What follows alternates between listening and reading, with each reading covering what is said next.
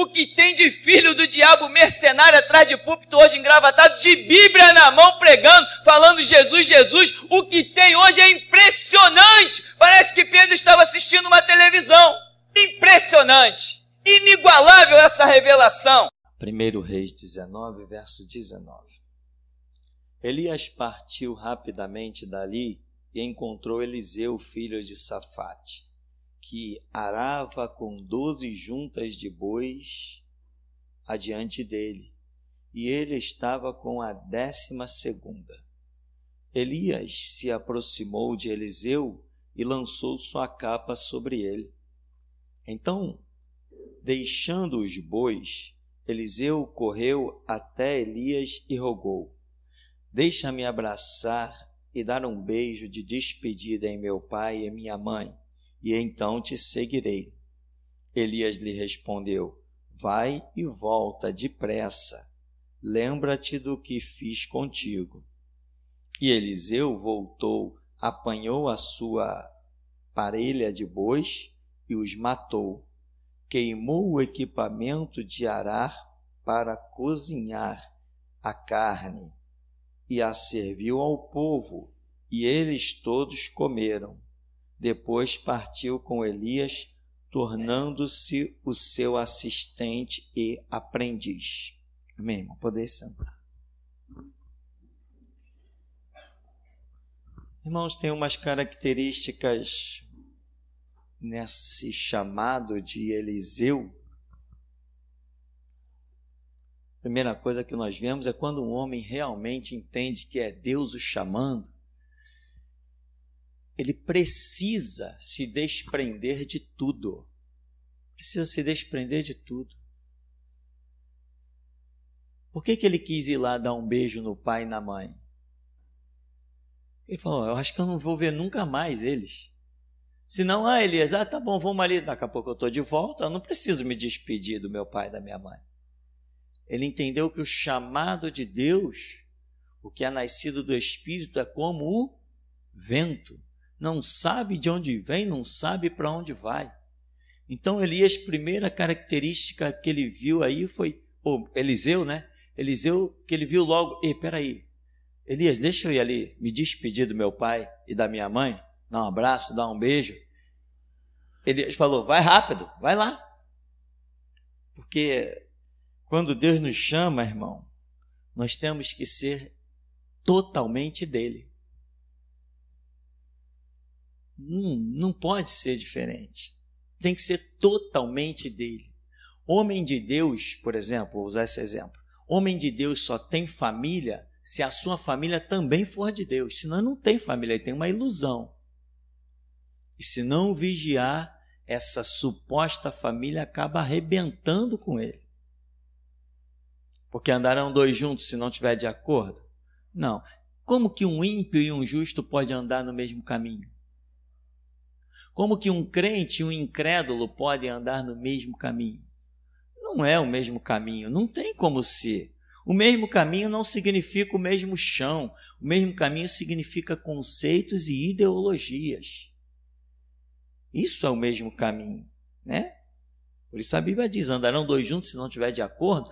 Acordo em quê? No chão que pisa? Não, acordo é no que faz, como percebe-se as coisas do mundo, no mandamento que guarda. Então, Eliseu, ele diz, ele volta, ele tem uma situação lá, ele volta, ele diz assim: essa aqui é a minha junta de boi, então vai virar churrasco. E aquele equipamento que ele usava, tudo coisa muito cara, os bois eram caros, aquele equipamento que prende os bois, que é de madeira, tudo muito caro. Eliseu não pensou: vou vender isso e vou ter um dinheiro em caixa e vou andar atrás de Elias. Não, se eu estou com Elias, se eu estou com Deus, eu não preciso levar dinheiro em caixa. Isso é poderoso. Jesus falou assim: vai de 2 em 2, entra aí na cidade, prega. Não levem bolsa, não levem alforje. O que Jesus veio avivar já era ensinado na vida de grandes homens do passado. Então, quando os discípulos voltam, Jesus falou assim: olha, faltou alguma coisa? Mandou sem bolsa, sem alforge, mandou sem nada. Quando eles voltam, faltou alguma coisa? Não, Senhor, não faltou nada. Amém, irmão? Então, Eliseu já tinha entendido isso, o que era servir a Deus naqueles tempos. Quando Elias o chama, ele sente, quem não conhecia Elias? Vixe, quem não conhecia Elias? Aí, caramba, que coisa, e a coisa não aconteceu ali. A história diz que Elias e Eliseu já tinham tido outros contatos, já tinham trocado outras ideias, então Eliseu está sabendo muito bem o que está acontecendo, quando Elias vem e passa a capa em cima dele, já sabia, vem, segue-me.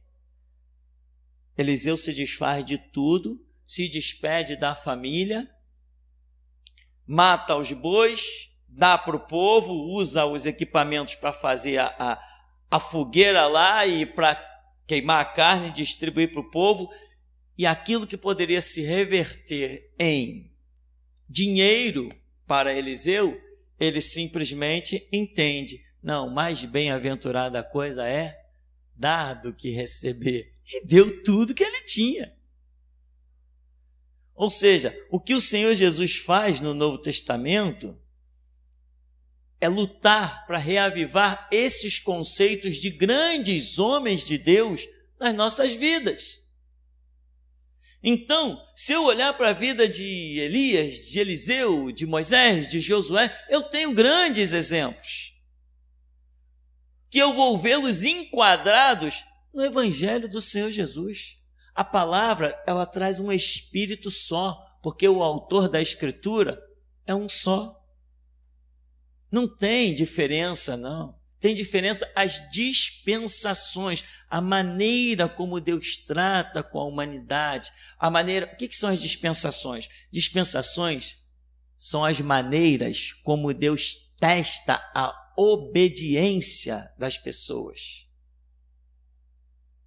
Isso que é dispensação. Eu vou repetir. Dispensação é a maneira como Deus testa a obediência das pessoas.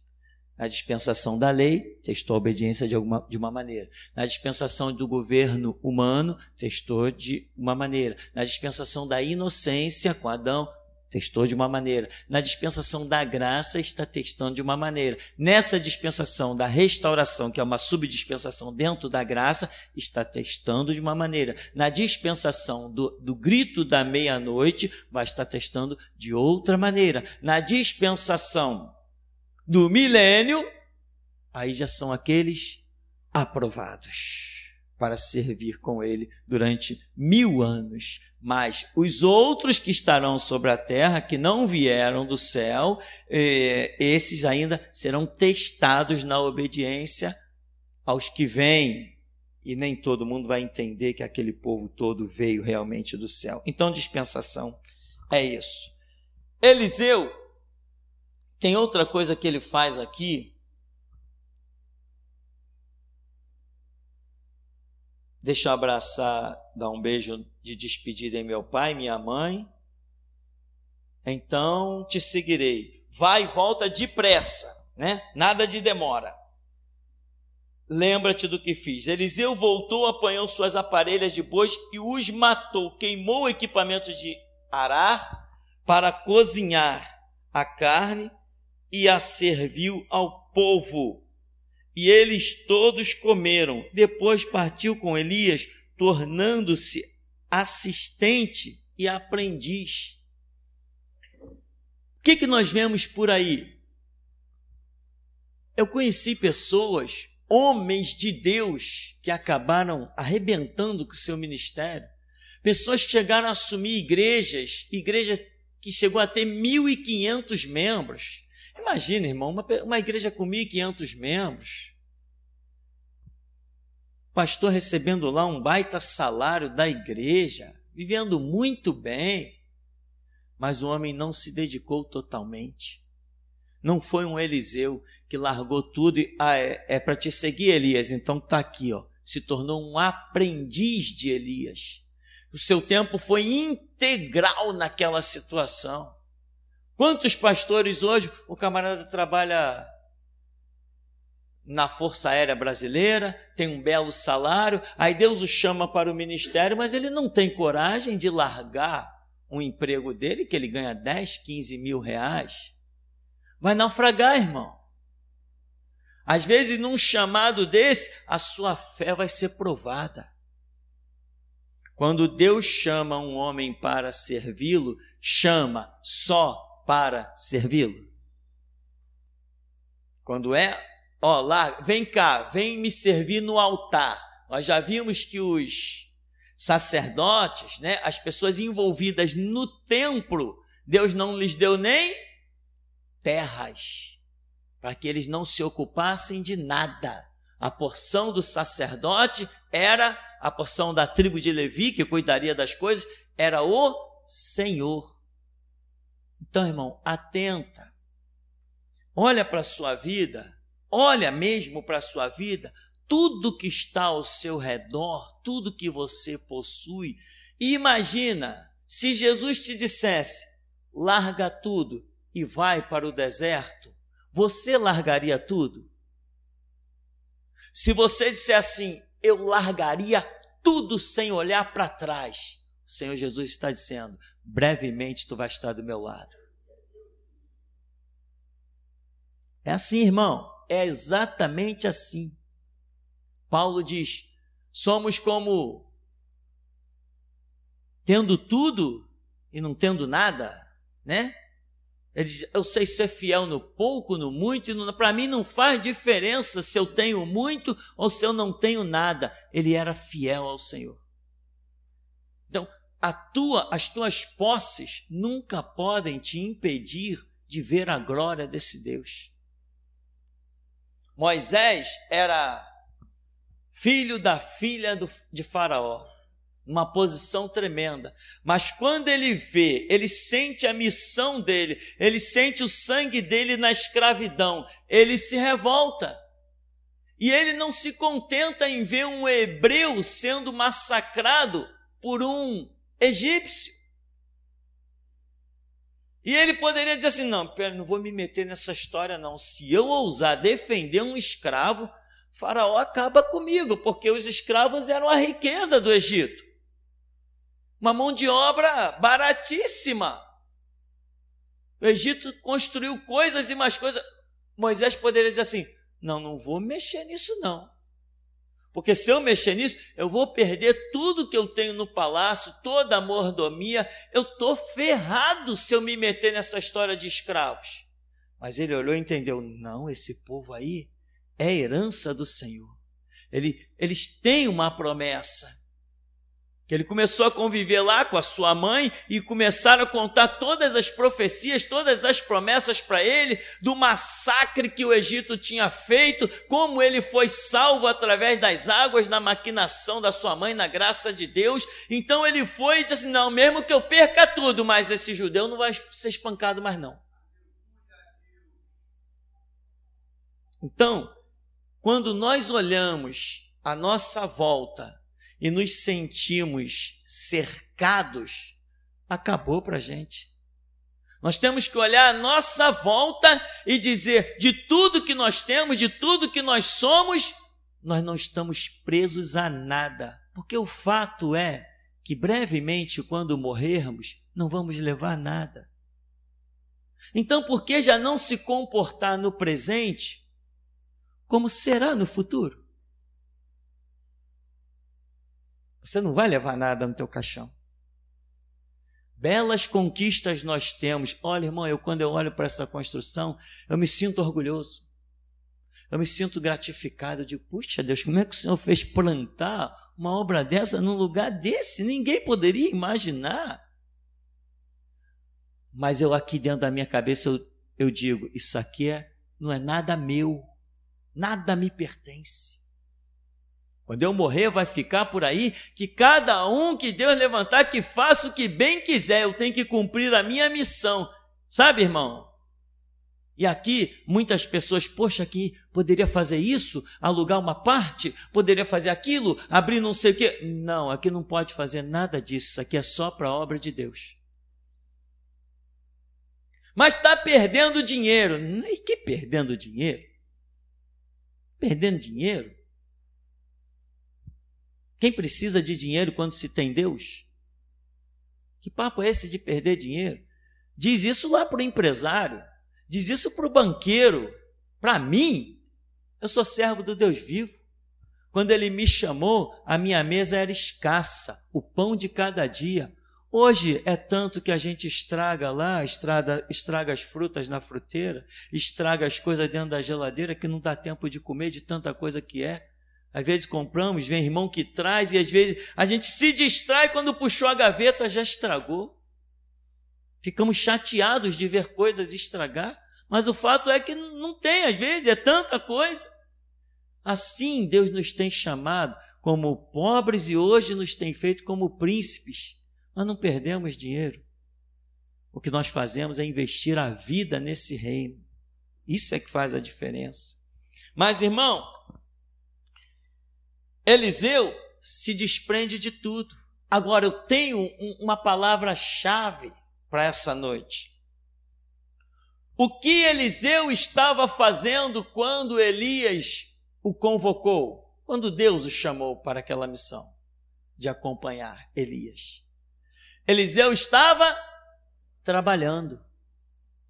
Isso é forte na minha vida. Isto é marcante na minha vida. Mas na minha vida em que sentido? Nos meus pensamentos. Eu vejo Deus sempre assim, usando o trabalho, usando as coisas que envolvem um homem como forma de lapidá-lo para o reino. E muita gente não percebe que no seu mundo natural, Deus está de olho nele. É no seu comércio. A Escritura diz, se tu é fiel no pouco, sobre o muito eu te colocarei. Né? Imagina Davi. Davi é aquele camarada que está lá cuidando de ovelhas. Quem olhasse, como os irmãos dele olharam, como o pai olhava, Davi era o desprezado. Quando ele diz assim, em pecado fui formado, em pecado me concebeu minha mãe, dizem alguns historiadores que ele seria um filho bastardo, né? Um filho fora do casamento. Então ele era alguém realmente desprezado. Os irmãos não estavam nem aí para ele. Quando Davi foi lá ver a guerra, os irmãos disseram para ele assim, eu conheço a tua presunção, o que tu vieste ver a guerra aqui? Ele, mas que mal eu fiz? Tinham bronca dele, talvez por esse fato de ele ser um filho fora do casamento. Então, quando Davi está ali, cuidando daquelas poucas ovelhas, como diz o irmão dele lá no cenário da batalha, a quem deixaste aquelas poucas ovelhas? Quando Davi está cuidando daquelas poucas ovelhas, Deus viu o zelo de Davi pelas poucas ovelhas. Quando um leão ou um urso, como ele diz, vinha e pegava uma das ovelhas, ele ia atrás, ele não deixava, pegou, matou, pronto, deixa para lá. Não, ele ia atrás. Ele não queria saber que a vida dele pudesse correr o risco daquele leão partir para cima dele, daquele urso partir para cima dele.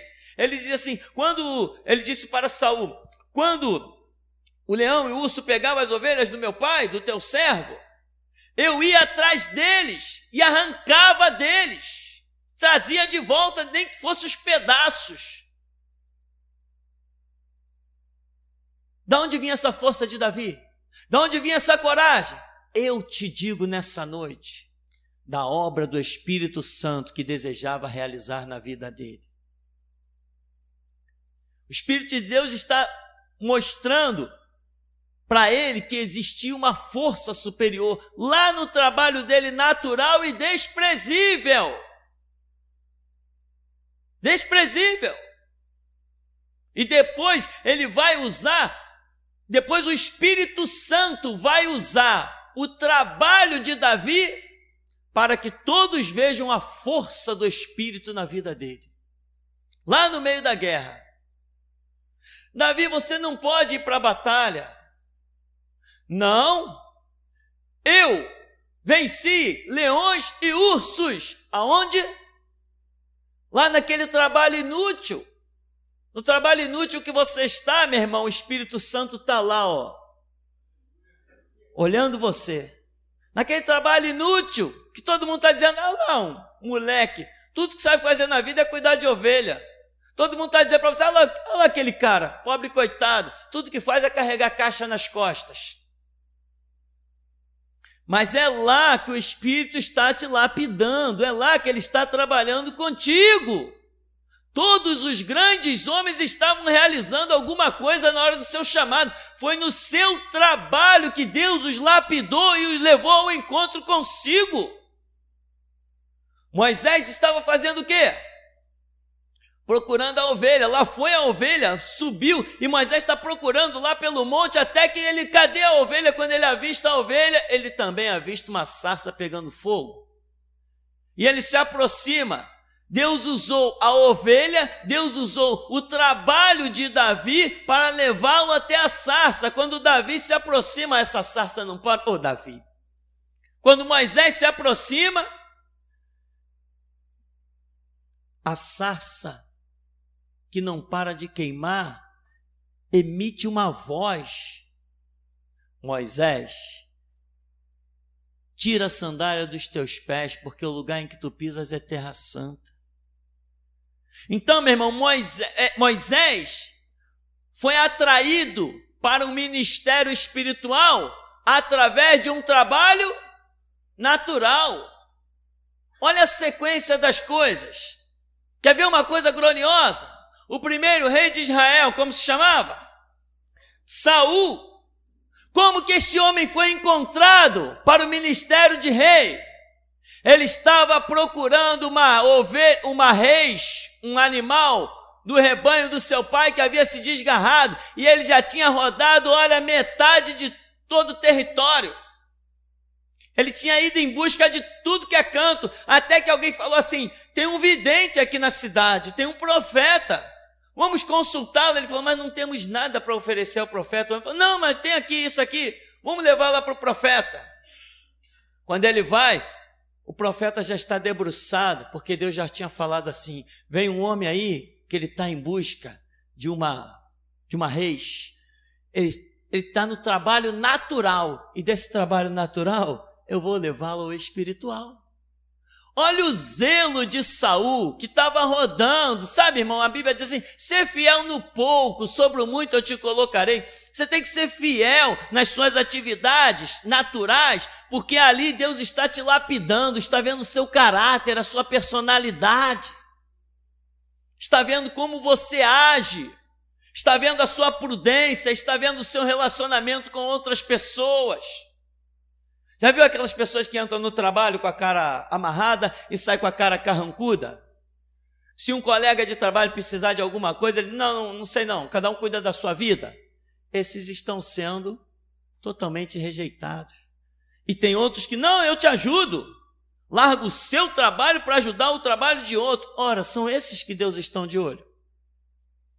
Nada é por acaso. Deus não chamou o homem do seu nascimento ao sacerdócio. Deus chamou o homem para primeiro passar pela maldição. Quando Deus diz assim, com o suor do teu rosto tu vai ganhar o teu pão. O homem é chamado para a maldição. Da maldição Deus, se pois o Filho vos libertar, verdadeiramente sereis livres. Da maldição ele o leva ao sacerdócio. Esse é o caminho. Então, Davi estava trabalhando, vem o profeta Samuel e o unge. Moisés estava procurando lá a ovelha, vem Deus e o unge, o dá o chamado. Saul estava procurando a reis lá do seu pai, vem o profeta Samuel e ungiu também. Na vigília da noite, lá estavam os pastores reunidos na madrugada, serviço difícil, desgastante, não sabe se o clima daquela ocasião, mas quando eles estão ali na madrugada cuidando dos rebanhos, eles eram assalariados para cuidar dos rebanhos de pessoas que tinham mais dinheiro. De repente eles viram uma forte luz e um bando de anjos dizendo: glória a Deus nas alturas e paz na terra aos homens, a quem Ele quer bem. E quando eles atentam para aquilo, o anjo se manifesta e diz assim: hoje na cidade de Davi vos nasceu o Salvador, que é Cristo o Senhor. Eles dizem: vamos ver isso. Mas eles não estavam passeando na rua de vagabundagem, eles estavam no campo trabalhando. Foi lá que eles foram lapidados para poderem contemplar esta glória. Ou você acha que Deus chama qualquer um? Não chama não, meu irmão, não chama qualquer um. E coincidentemente eu tive essa experiência de passar por um ambiente de trabalho horrendo, não sei quantos aí já trabalharam em empresas de ônibus, e foi depois daquele trabalho horrendo, daquele massacre, de você chegar a trabalhar 14 horas num dia, sem um centavo de hora extra. Uma coisa horrenda. Foi depois daquele vale da sombra e da morte que o Senhor virou para mim e disse: vai para a tua casa e funda a minha igreja. Temos outros personagens. Por exemplo, Jesus passou lá no Mateus, no Novo Testamento, ele diz assim, que Jesus ia passando e viu Simão Pedro, Tiago, João, que uns estavam lançando a rede, depois André e Filipe estavam consertando a rede com seus pais. Então, quando eles estão lançando a rede, estão exercendo seu trabalho, Jesus passou e falou assim: ei, vinde após mim e eu vos farei pescador de homens. Jesus usou toda a linguagem do trabalho deles. Provavelmente deu um entendimento a eles muito maior da situação. Ou seja, lá no teu trabalho existe uma linguagem pela qual Deus está tratando contigo. Só que você às vezes pensa: eu estou num trabalho natural, Não, meu irmão, servo de Deus, tudo quanto faz, se tem a direção de Deus, se tem a bênção de Deus, é tudo espiritual, não tem nada natural. Aí depois os outros estão consertando as redes. Aí Jesus passa e diz assim: ei, vinde após mim. Eles largaram o pai deles, largaram as redes e seguiram após Jesus. Josué vivia trabalhando ali nos pés de Moisés. Quando Moisés partiu, Deus se manifesta a Josué: dispõe-te, tu farás este povo herdar a terra que sob juramento dei a seus pais. Então, meu irmão, procure ver no seu trabalho o que Deus está tratando contigo. O patrão que te enche as medidas pode ser um projeto de Deus para você exercer a tua paciência. Porque um dia na frente do rebanho, na frente do povo de Deus, um dia nos debates, nas guerras renhidas, você vai precisar ter um fator psicológico bom, muito bom. Você não pode ser uma pessoa explosiva do nada, à toa. Para a obra isso não serve. Você tem que saber ser cutucado, fustigado, aperreado e saber esperar o socorro que vem do alto. Você não pode ficar dando livramento a si mesmo com as suas próprias mãos. Você não tem essa autoridade de livrar-se a si mesmo. Você é servo de Deus e servo de Deus não tem vontade. Servo de Deus tem que ser livre por Deus. Servo de Deus não pode traçar seus próprios caminhos. É Deus quem tem que traçar os caminhos.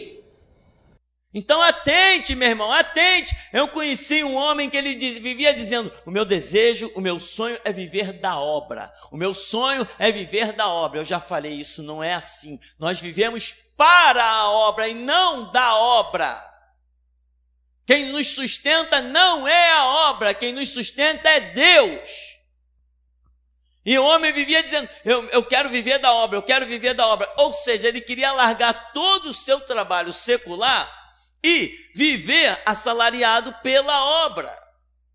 E ele deu o jeito dele, meteu os pés pelas mãos, acabou fechando a igreja que estava começando muito bem, se arrebentou na vida. Hoje é um homem desviado com toda a sua família, não tem nada nem de Deus, nem da obra e está a caminho do inferno. Um homem que um dia foi pastor, onde eu vi milagres operarem na vida dele. Hoje, se ele fechar os olhos, ele vai para o inferno. Por quê? Porque quis se livrar a si mesmo, quis livrar-se a si mesmo. Deus estava num projeto, num processo, mas ele não aceitou. Acompanhei de perto isso, não aceitou o processo de Deus. E o conselho nessa noite, irmão, é esse: se Deus está tratando contigo no deserto, aguenta até a hora que ele der o basta.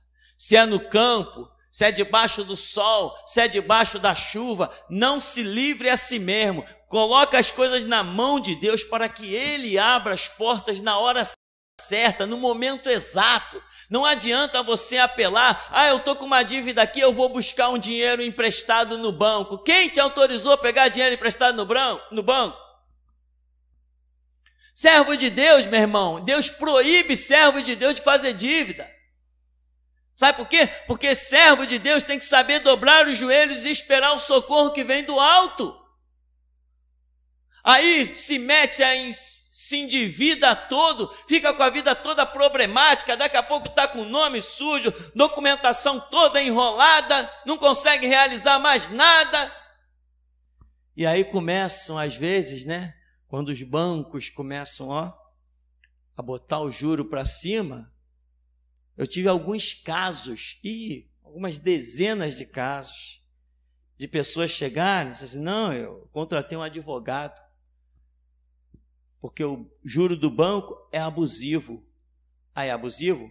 Mas quando você assinou o papel, você sabia de quanto era?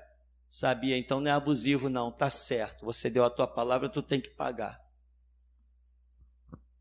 Mas todo mundo cobra 1%, o juro está cobrando 20%, o banco está cobrando 20%. Você sabia, estava no contrato, você leu, então acabou, você tem que honrar a tua palavra, você deu a tua palavra, você tem que pagar. Mas são pessoas que metem os pés pelas mãos. E depois, porque, mas o sistema jurídico, mas aqui a lei do país, meu irmão, lei do país é uma coisa, a lei de crente é a lei de Deus. E a palavra do nosso Deus diz que quando tu dá a tua palavra, tu tem que honrar até a morte.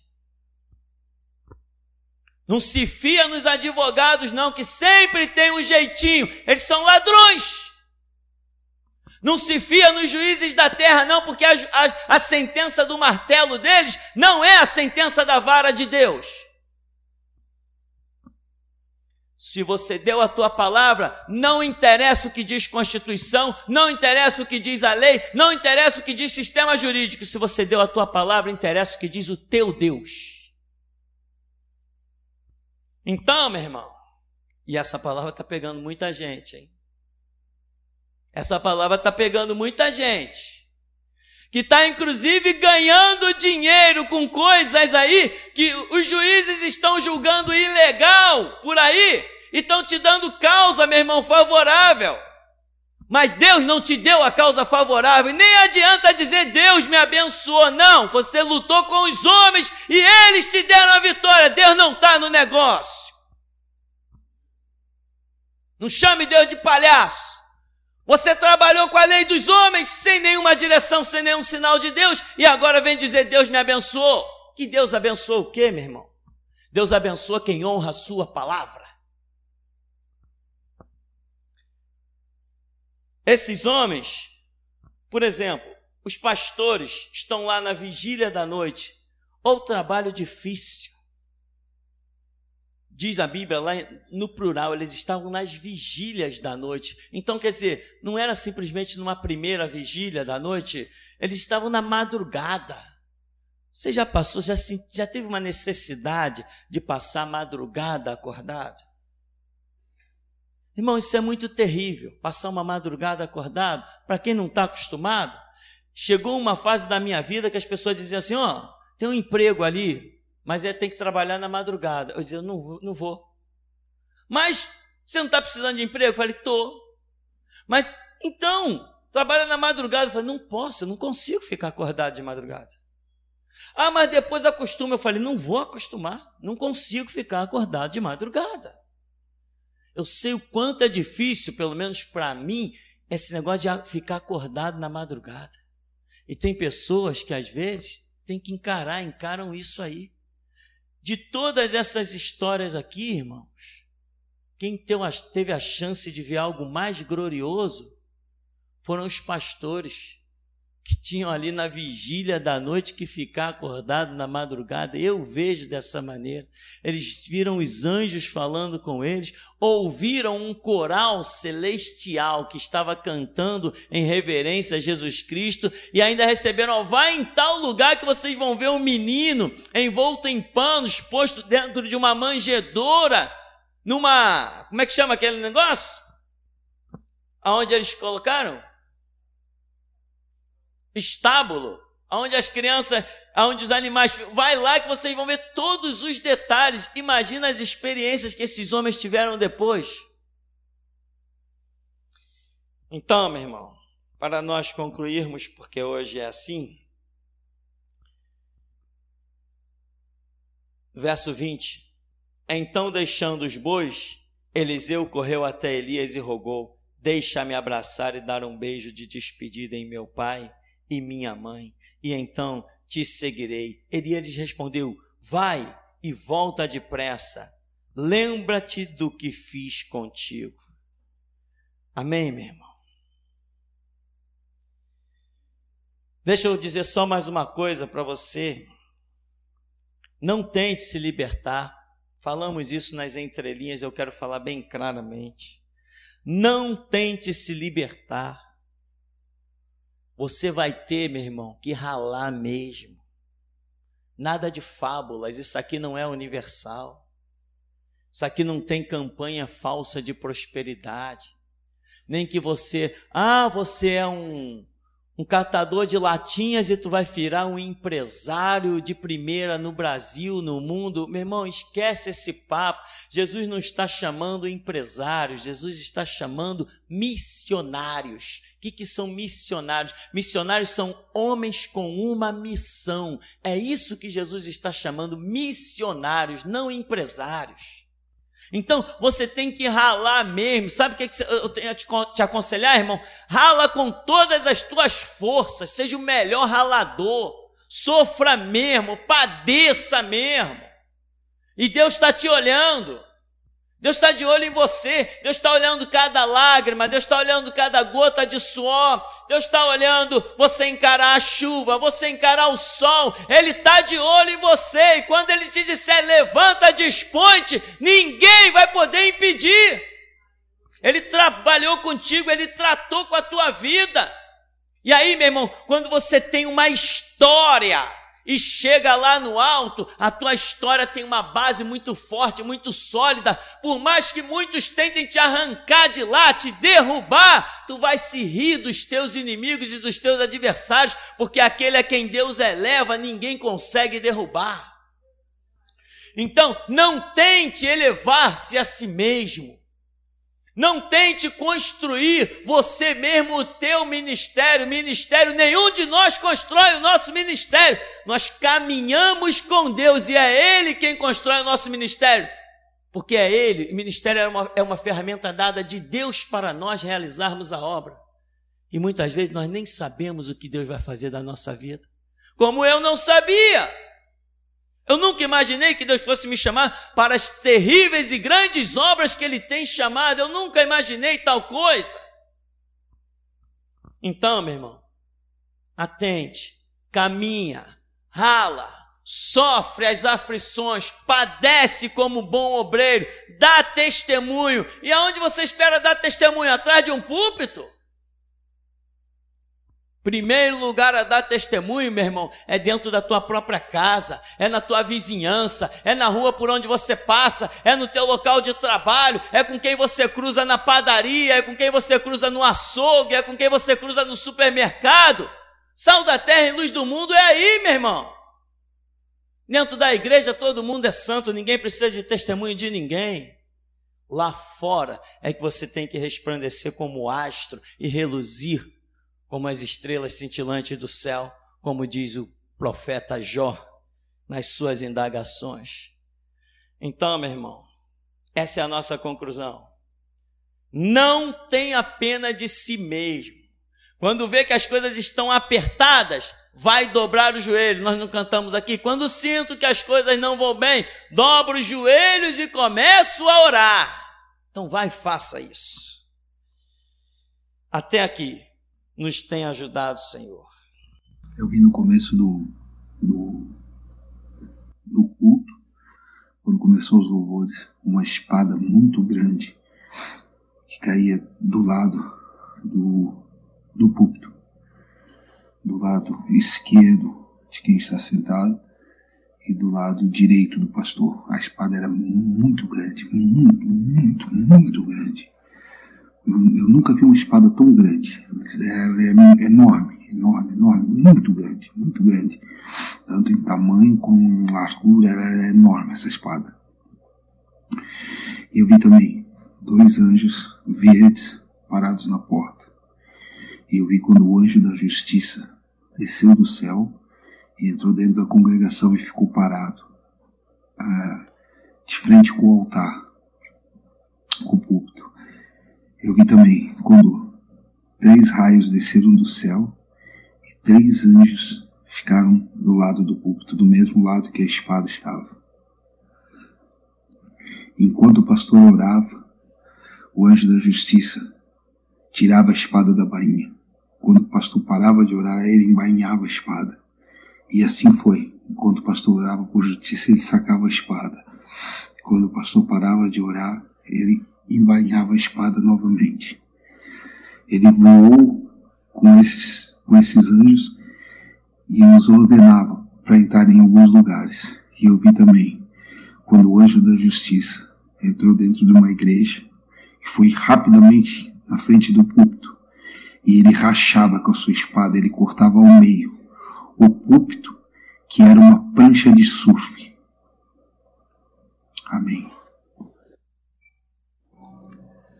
Eu vi também um anjo azul, com o violão que o pastor toca. Ele estava com ele, com a tira assim, e ele tocava ele como quem afinava. Ele tocava algumas cordas, tocava algumas cordas e arrumava e afinando o violão. Amém. Eu via, quando o pastor falava, uma luz vinha do céu e iluminava alguns irmãos no meio da congregação. Eram poucos. A luz vinha e iluminava eles. E eu vi também agora no final, quando o anjo da justiça entrou pela porta da igreja, todo sujo de sangue, e na mão dele tinha 4 cabeças, e ele jogou as 4 cabeças na frente do púlpito. Amém. No começo do louvor da Dayana, vi um anjo e derramava água sobre ela. No momento que ela cantava, vi uma nuvem branca que envolvia a igreja, e vi um anjo com as asas bem abertas e puxava algumas pessoas para frente, aqui para frente do púlpito, mas não puxava todos. E tinha um outro que ele ficava mais ou menos no alto, e quando a pessoa louvava, saíam uns flashos de luz da pessoa e ia em direção a esse anjo. Ele tinha tipo uma prancheta e anotava. Depois eu vi esse anjo da justiça, ele saía e voava, ele chegava num lugar, numa igreja, próximo a uma estação de trem, e descia na frente daquele púlpito e cortava as pernas de quem estava pregando. Depois ele ia em um outro lugar, um púlpito pequeno, uma igreja pequena, e arrancava a cabeça daquele que estava pregando naquele lugar, pastor. Essa foi a visão que Deus me deu hoje.